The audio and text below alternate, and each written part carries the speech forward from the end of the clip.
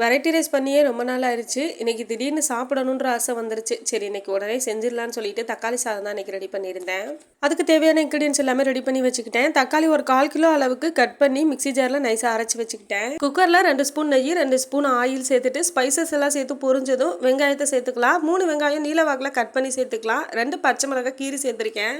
வெங்காயம் வதங்கி கண்ணாடி பதம் வரும்போது ஒரு கைப்பிடி அளவுக்கு மல்லி புதினா சேர்த்துட்டு வதங்கினதும் 2 ஸ்பூன் இஞ்சி பூண்டு பேஸ்ட் சேர்த்துக்கலாம். இஞ்சி பூண்டோட பச்சை வாசனை போனதும் அரைச்சி வச்ச தக்காளியை சேர்த்துட்டு தக்காளி வதங்கி எண்ணெய் பிரிஞ்சு வரும்போது அரிசியை சேர்த்துக்கலாம். நான் இன்னைக்கு சாப்பாடு அரிசியில தான் தக்காளி சாதமே ப்ரிப்பேர் பண்ணியிருக்கேன். சாப்பாடுக்கு எவ்வளோ தண்ணி வைப்போமோ அந்த அளவுக்கு தண்ணி சேர்த்துட்டு கூடவே 1/4 ஸ்பூன் மஞ்சள் தூள், தேவையான அளவு உப்பு, 1 ஸ்பூன் நெய் சேர்த்துட்டு குக்கரை க்ளோஸ் பண்ணி ஒரு 3 விசில் விட்டுறலாம். குக்கர் விசில் அடங்குனது ஓப்பன் பண்ணி பார்த்தா தக்காளி சாதம் சூப்பராக ரெடி ஆயிருச்சு. நான் கொஞ்சம் குலைவா தான் வச்சிருக்கேன். தக்காளி சாதம் கொஞ்சம் குலைவா செஞ்சாதான் சூப்பராக இருக்கும். சாதம் வெந்துட்டு இருக்கிறதுக்குள்ள உருளைக்கிழங்கு குட்டி குட்டியாக கட் பண்ணி அதையும் பொரியல் பண்ணிட்டேன். இந்த மெத்தடில் தக்காளி சாதம் செஞ்சு பாருங்க, டேஸ்ட்டாக அட்டகாசமாக இருக்கும்.